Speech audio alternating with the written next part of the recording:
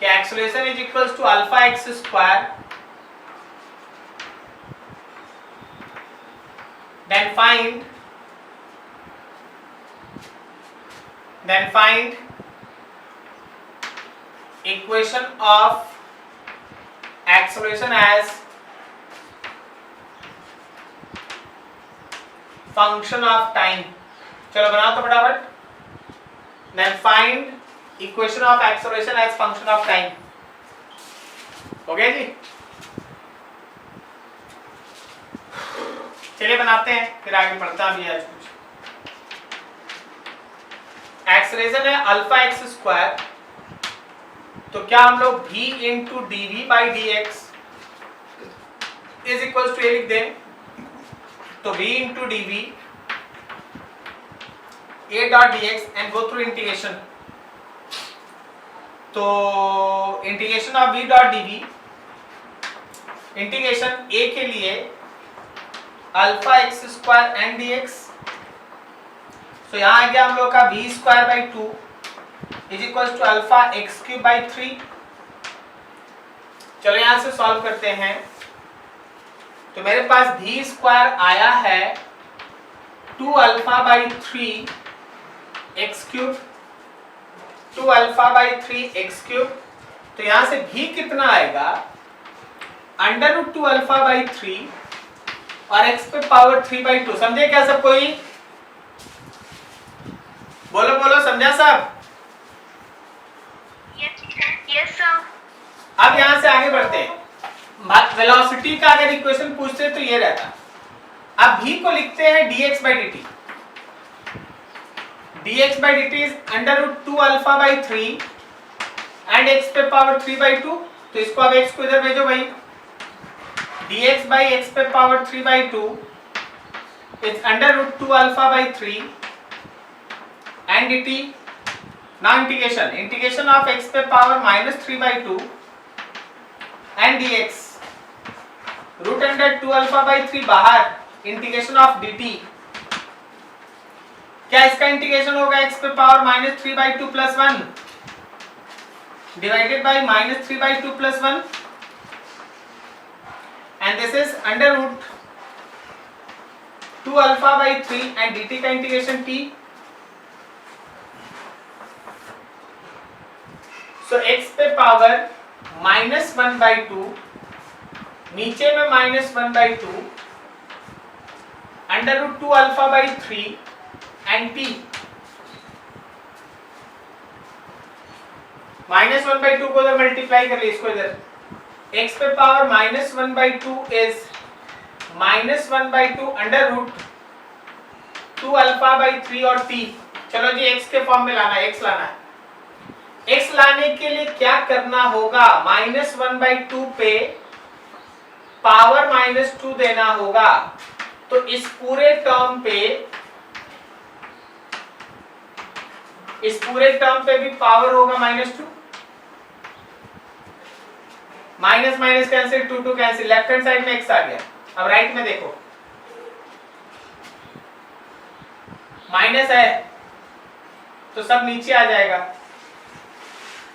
1 by square करो तो 1 by 4 2 alpha by 3 और t का स्क्वायर.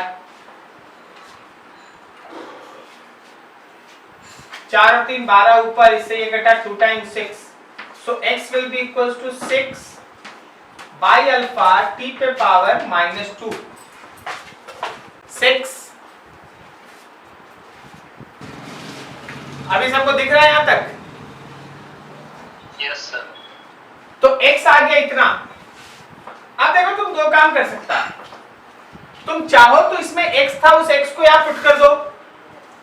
तो तुम सीधा यहां से ऐसे काम कर सकता है कि since acceleration is alpha x square, so acceleration is alpha और x के जगह पे 6t पे पावर -2 बाई अल्फा का square. So acceleration is alpha by alpha square 36t पे पावर -4. तो ये हो गया acceleration is equals to 1 by alpha 36 t पे power -4. This is your equation of acceleration as a function of time. क्या किए समझ में आया? यहां से x आ गया ना t का फंक्शन. अब इसी को उठा के इस एक्सेलरेशन के इक्वेशन में रख दिए. Is this clear? समझ में आया? बोलो बोलो, समझा? समझ में आया? अच्छा, अगर हम तुम्हारे क्वेश्चन में बोलते हैं कि find equation of acceleration and velocity as function of time, तो बताओ जरा velocity as a function of time के लिए आप क्या करते हैं? देखिए यहां भी का एक इक्वेशन है, √2. उसमें जो x का जगह है, उस x के जगह ये वैल्यू पुट कर लेते हैं. 6/α t पे पावर -2, अब पावर उसमें कितना 3/2. तो यहां मिलता velocity as a function of time. क्या आप सबको ये बात समझ में आ रही है? अरे बोलो बोलो, समझा या नहीं? Yes sir.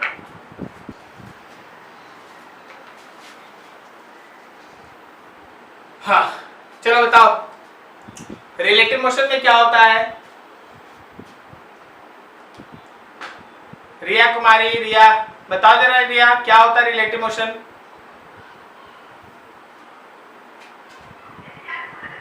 Motion of any other body with respect to any observer which is always absolute in mean is called relative motion.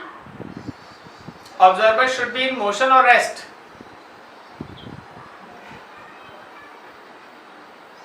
Sir, in rest. Rest होगा तो एक्चुअल मोशन हो जाएगा ना. If observer is in rest, then motion as seen by observer is actual motion. But if observer is in motion, then any different motion, any other motion which is seen by that observer is relative.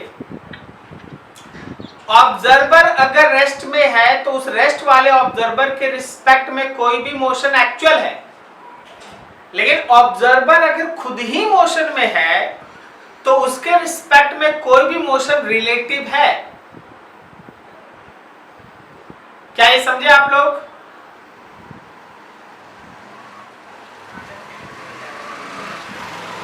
बोलो जी बोलो, समझा? अच्छा, हम एक चीज पूछ रहे हैं, आज पढ़ने का मन है कि नहीं? अगर मन नहीं है तो पढ़े कोई फायदा नहीं. तो सर है सर, पढ़ने का मन है. अरे कुछ पता ही नहीं चल रहा ना कि उधर कोई है कि नहीं है. लग रहा है सब कोई मोबाइल लगा दिया स्टैंड में, सब भाग गया बाहर खेलने और हम बोले जा रहे हैं.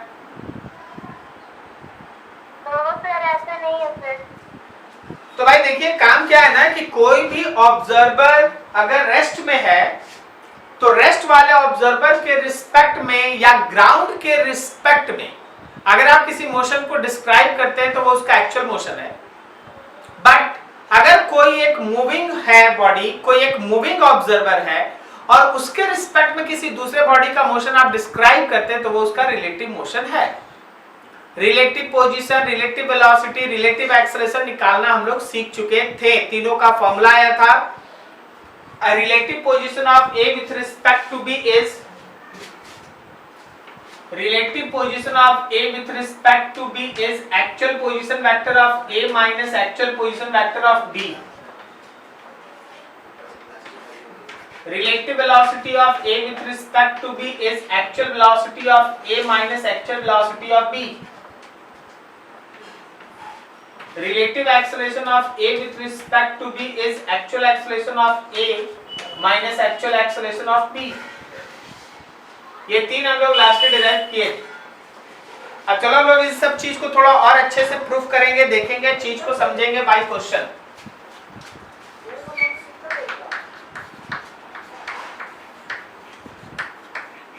There are two cars A and B having a speed 40 meter per second and 30 meter per second respectively. If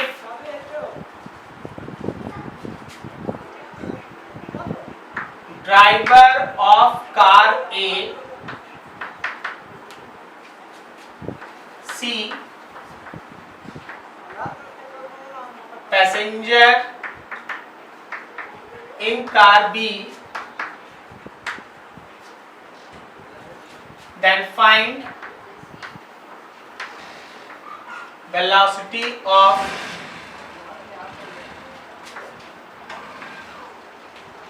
passenger as seen by driver of car A when, क्या when? तो first car A moves east, car B moves east, दोनों east में जा रहा है। दूसरा question, car A moves east, car B moves west। Third, car A moves east, car B moves north।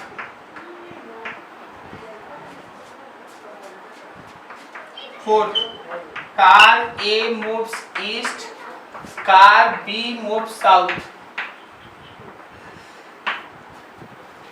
तो ये तुम्हारे पास एक अच्छा रिलेटिव मोशन का कॉन्सेप्ट बताने का एक छोटा सा क्वेश्चन रख दिया है। दो कार है A और B है, कार A और B का स्पीड है 40 मीटर पर सेकेंड और 30 मीटर पर सेकेंड। जो ड्राइवर कार A का है वो पैसेंजर जो कार B में बैठा है उसके मोशन को देखता है। तो आखिर उस A को, मतलब ड्राइवर ऑफ कार A को B का वेलोसिटी कितना दिखेगा तुमको ये बताना है। तो बताओ relative velocity A with respect to B निकालना है कि B with respect to A निकालना है? B with respect to A. Very good. Answer के लिए first we have to decide, we have to find relative velocity of B with respect to A। हम लोग को ये निकालना है। अब हुआ क्या कि हर केस में ईस्ट वेस्ट नॉर्थ साउथ ऐसे बना लो, ये रहा ईस्ट, ये रहा नॉर्थ, ये है हम लोग का वेस्ट, इधर है साउथ। अब पहला केस में, फर्स्ट केस में कार A इधर जा रहा है और कार B भी इधर ही जा रहा है। तो कार A का वेलोसिटी हम लोग लिखेंगे 40 i कैप और कार B का वेलोसिटी लिखेंगे 30 i कैप। दोनों ईस्ट में जा रहा है। हम लोग को चाहिए velocity of B with respect to A। तो वेलोसिटी ऑफ B में से A को माइनस कर लो भाई। तो B में से A को माइनस करेगा, 30 में से 40 माइनस करेगा तो -10 i कैप होगा। मतलब 10 ऑफ माइनस i कैप। सोच के बताना, 10 ऑफ माइनस i कैप का मतलब कितने मैग्नीट्यूड का वेलोसिटी दिखेगा?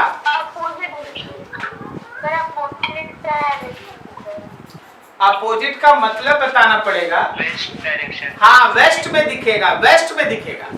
10 मीटर पर सेकेंड से वेस्ट में जाता हुआ दिखेगा। 10 मीटर पर सेकेंड, 10 मीटर पर सेकेंड डायरेक्शन होगा वेस्ट। समझे क्या? Yes sir. दूसरा देखिए, फिर से हम लोगों को वेलोसिटी ऑफ A लिखना है, वो तो 40 i कैप ही है, लेकिन मेरा B जा रहा है वेस्ट में। देखो सेकंड केस में B जा रहा है वेस्ट में, तो लिखेंगे 30 ऑफ माइनस i कैप। अब अगर हम velocity of B with respect to A लेते हैं तो वेलोसिटी ऑफ B में से वेलोसिटी ऑफ A को माइनस करेंगे तो वेलोसिटी ऑफ B हो गया हम लोग का 30 of minus i cap and -40 of i cap. 30 और 40 दोनों ऐड कर लिए, so it comes to be velocity of B with respect to A is 70 of minus i cap. बोलो इसका मतलब।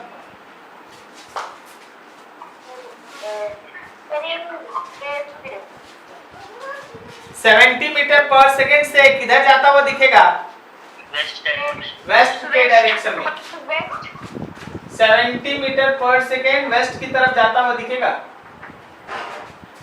ठीक है, अगला देखो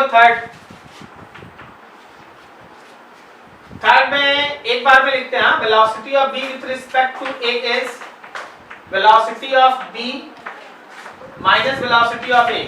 बोलो जो थर्ड वाला कंडीशन पढ़ के बताओ, बी नॉर्थ में जा रहा है, कितना लिखेगा बी का वेलोसिटी?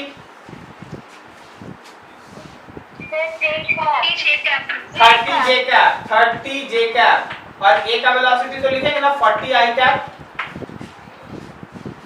Yes sir. तो तुम्हारा velocity of B with respect to A में लिखते हैं यहाँ, velocity of B with respect to A देखना समझना 30 j cap plus 40 of minus i cap. देखो भाई, अगर इसका मैग्नीट्यूड लिखना है तो 30 और 40 का मैग्नीट्यूड हो गया हम लोग का 30 का स्क्वायर प्लस 40 का स्क्वायर, और डायरेक्शन आपको बताओ उनको जे कैप और minus i cap, J cap और minus i cap, J cap और माइनस आई कैप मतलब नॉर्थ वेस्ट लिखें, नॉर्थ वेस्ट। और इसको सॉल्व किया जाए तो 50 आ जाएगा, 30 और 40 का 50 आ जाएगा। ठीक है, अच्छा क्या फोर्थ वाला छोड़ दे, अपने से बना लोगे? यहाँ जगह भी नहीं है। Yes sir. चलो नोट करो इतना, फटाफट इसको कंप्लीट करो।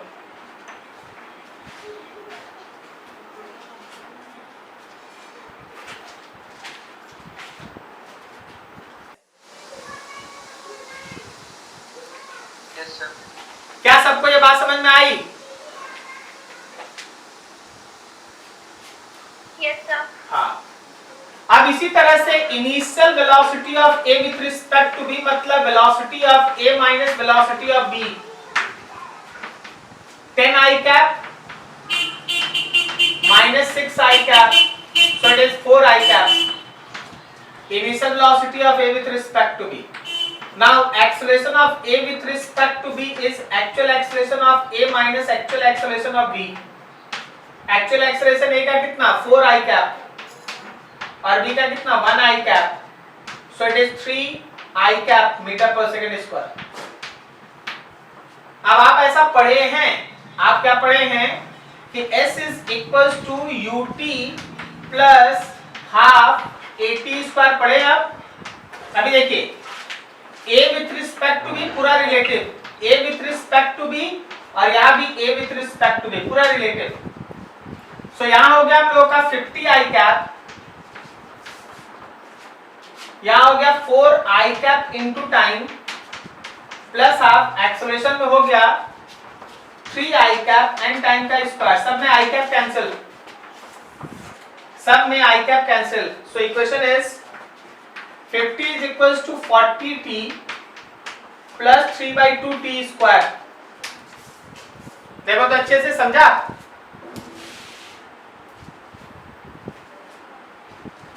टू से मल्टीप्लाई कर लेते हैं सब में, 100 2 से मल्टीप्लाई हो गया, 100 is equals to 80t plus 3t square. So you have 3t square plus 80t minus 100 is equals to 0. क्या क्वाड्रेटिक बना के सॉल्व कर सकता है? Yes sir. अच्छा यहां से आप t निकाल लेना, फाइन t,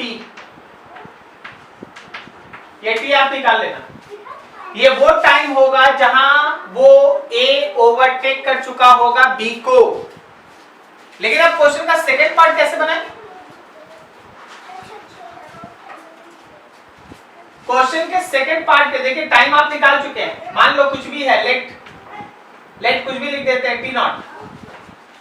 अब तुमको एक्चुअल चाहिए, s is equals to ut plus half at square, actual चाहिए ना। देखो भाई actual distance covered by A during overtake, जब ए बी को ओवरटेक किया तो रोड पे कितना चला,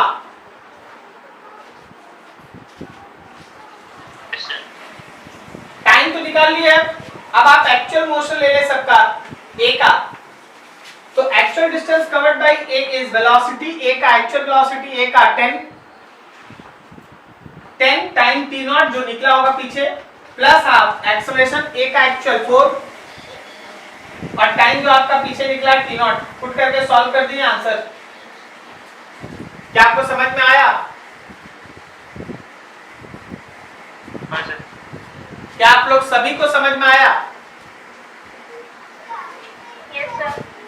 Yes sir. नोट करो बढ़िया से। कहाँ 40 नीचे? Sir last में. ओहो I हो cap is equal to sorry I cap. गलती हो गया ना। यहाँ देखो 4 आई कैप था ना, 14 था ना, तो यहाँ 4 होगा, 4 होगा जी, ठीक है, 4 होगा।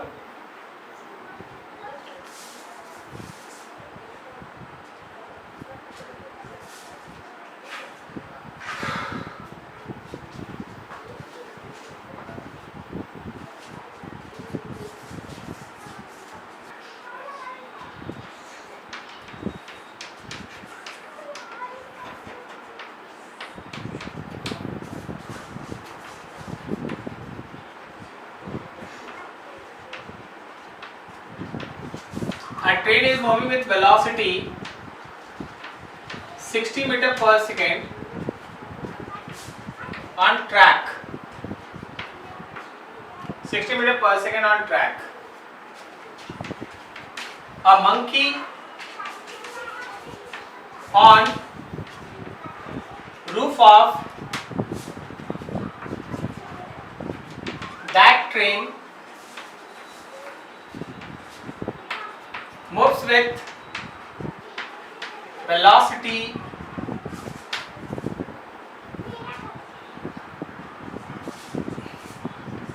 6 meter per second in opposite direction of motion of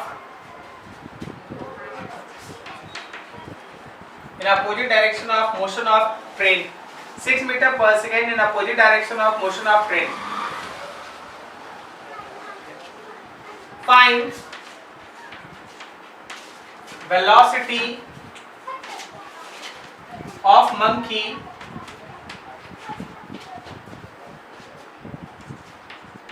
seen by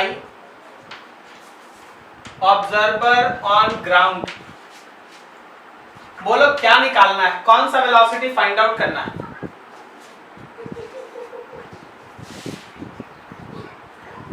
बोलो बोलो।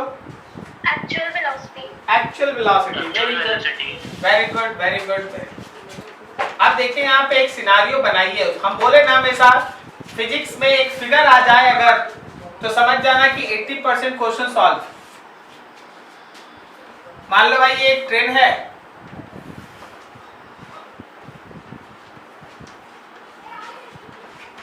and this is velocity of train.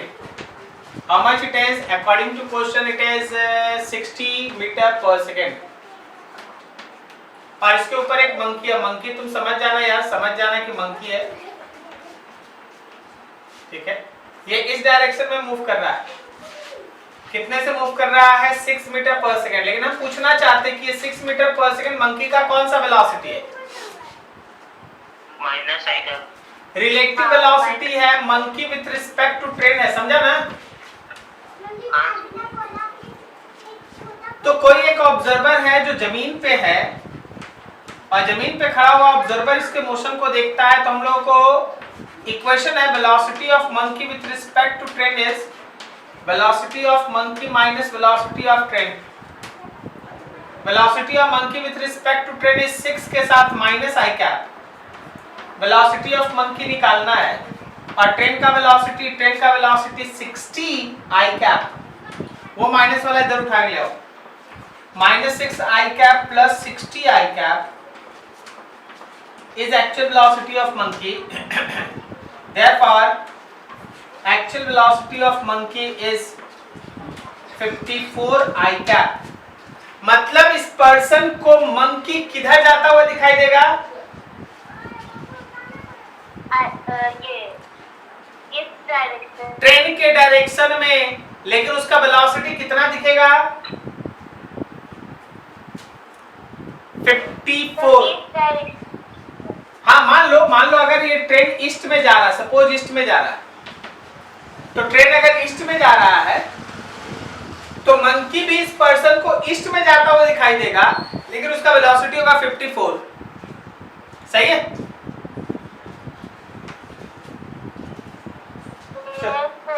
चलो नोट करो फटाफट। और हम सोच रहे हैं कुछ क्वेश्चन जो इस टॉपिक से हो जाना चाहिए।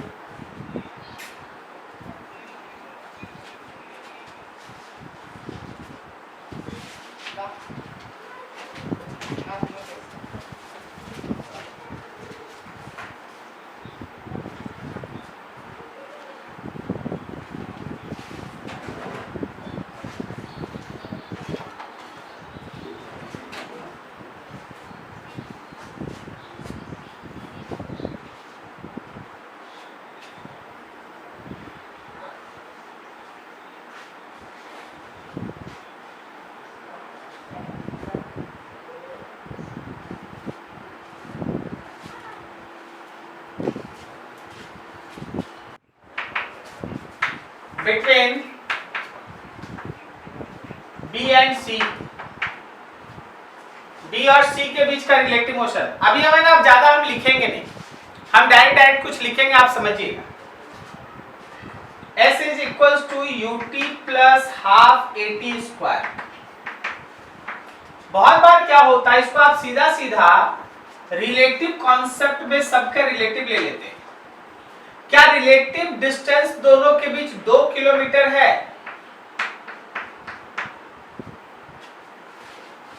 सही है?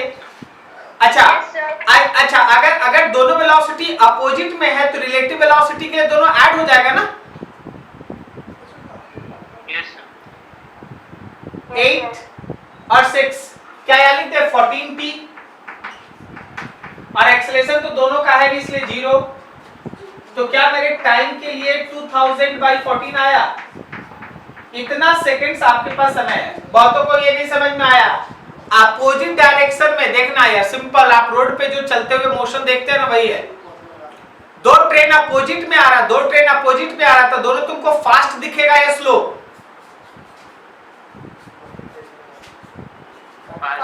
फास्ट, मतलब अपोजिट डायरेक्शन में वेलोसिटी ऐड होता है। और अगर एक ट्रेन चल रहा है उसके पीछे पीछे दूसरा चल रहा है तो दोनों फास्ट दिखेगा या स्लो? मतलब सेम डायरेक्शन में सब्सट्रैक्ट होता है। क्लियर? देखो हाफ सेकंड टाइम में सर आप 0 क्यों लिख दिए सर? अरे दोनों का एक्सेलरेशन 0 है तो रिलेटिव भी तो 0 है। अच्छा हाँ ये सर। जब यहां लेंगे तब एक्सेलरेशन के बारे में सोचेंगे, अभी यहां तो है ही नहीं, दोनों 0, तो यहां से टाइम आ गया। आप देखो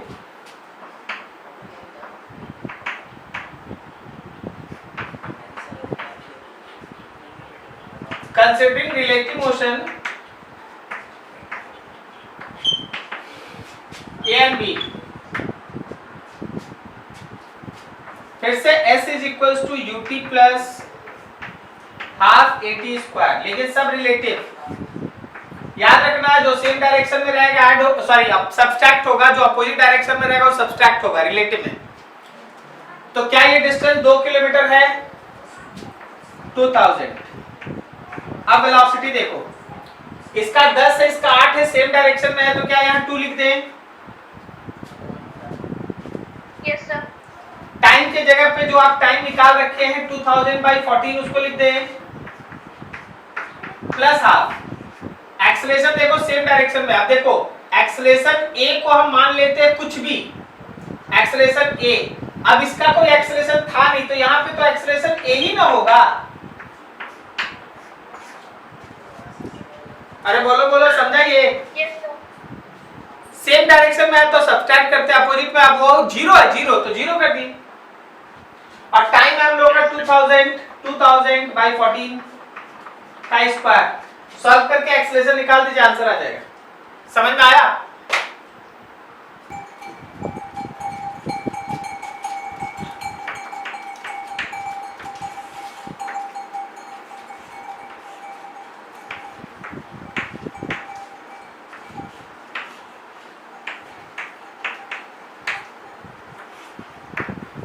का वेलोसिटी है 40 मीटर पर सेकेंड, थोड़ा फास्ट, और बी का वेलोसिटी है 20 मीटर पर सेकेंड। 20 नहीं लिखते, 30।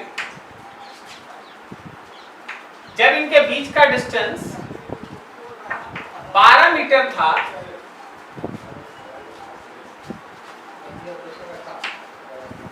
when distance between two cars is 12 meter, then driver of car A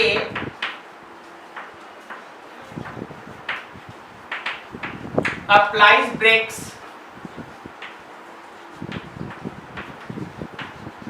to avoid collision। टकरा जाएगा ना, आगे वाले का स्पीड कम है, पीछे वाले का स्पीड ज्यादा है, तो पीछे वाला जाके उससे टकरा जाएगा अगर ब्रेक से नहीं लगाएगा। तो क्या बोलता, सही है? Yes sir। हाँ, तो driver of car A applies brakes to avoid collision. Find minimum deceleration in car A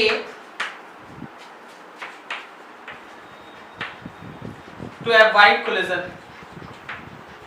in car A to avoid collision, कम से कम डिसलेरेशन निकालो कि avoid collision रुक जाए। कोई बताएगा collision रुकने के लिए क्या कंडीशन होना चाहिए?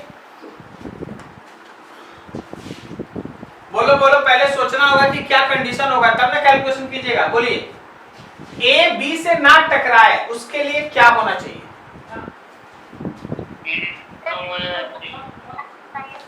क्या सर बी को थोड़ा ए से सर आगे मूव करना चाहिए तो कोलिजन नहीं होगा। अच्छा, बी को तो पता ही नहीं कि उसके पीछे कार ए आ रहा। अच्छा, बी को पता है, अभी हम मान लीजिए कम कर देना चाहिए। क्या वेलोसिटी कम कर देना चाहिए। कम कर देना चाहिए? कितना कर देना चाहिए? कितना, किसका वेलोसिटी कम कर देना चाहिए, ए का कि या बी का? ए का। कितना कर देना चाहिए?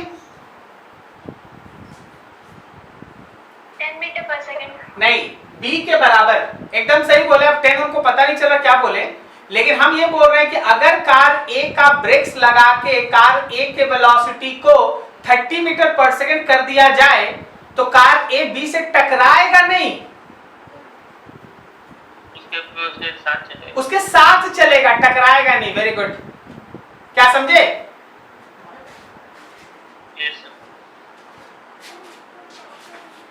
ये लाइन आपको खुद सोचना पड़ता है। To avoid collision